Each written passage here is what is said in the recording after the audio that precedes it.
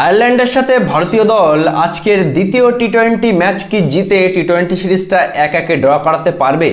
বন্ধুরা, আজ ভারত বনাম আয়ারল্যান্ডের মধ্যে দ্বিতীয় টি-20 ম্যাচ সন্ধ্যা 6টা থেকে। কি এমন দিন পড়লো বন্ধুরা যে আয়ারল্যান্ডের সাথেও আমরা সিরিজ বাঁচাতে পারবো কিনা বা আয়ারল্যান্ডের সাথেও আমরা ম্যাচ জিততে পারবো কিনা এখন সেই বিষয়ে আলোচনা করতে হচ্ছে। মানে এর থেকে লজ্জার কি হতে পারে বন্ধুরা? মানে এই সিরিজটা শুরু হওয়ার আগে আমি বলেছিলাম যে ভাই, আমরা সবাই বলেছিলাম, মানে আমরা ভাবছিলাম যে আমরা 2-0-তে মানে হোয়াইট ওয়াশ করে দেবো, 2-0-তে আমরা জিতবো, আয়ারল্যান্ড আমাদের সামনে টিকতে পারবে না।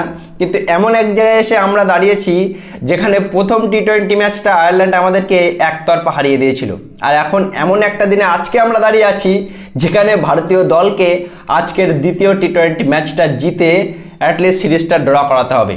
আয়ারল্যান্ড এই সিরিজটা হারতে পারবে না, আর আজকে যদি বৃষ্টির কারণে ম্যাচটা বাতিল হয়ে যায় তাহলে আয়ারল্যান্ড ভারতকে টি-20 সিরিজ হারিয়ে দেবে। বন্ধুরা দেখো, আমরা জানি আমাদের টিম প্রথম ম্যাচে খারাপ খেলেছিল, কিন্তু আমাদের টিম ঘুরে দাঁড়াবে।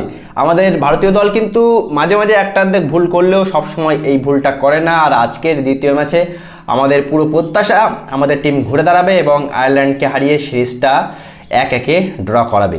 আর সবার যে নজরটা, সবার যে আশাটা, সেই আশাটা আজকেও হয়তো পূরণ হবে না বন্ধুরা। সেটা হলো বৈভব সূর্যবংশী খেলবে কিনা। আমার মনে হয় না বন্ধুরা এই ম্যানেজমেন্ট বৈভব সূর্যবংশীকে খেলাবে। তাকে হয়তো আজকেও বিশ্রাম দিতে পারে। বিশ্রাম মানে কি, তাকে আজকেও হয়তো বাদ দিতে পারে, তাকে হয়তো নাও খেলাতে পারে। সুতরাং আগে থেকে তোমরা তৈরি থেকো, বৈভব না খেললে হয়তো মন খারাপ করো না।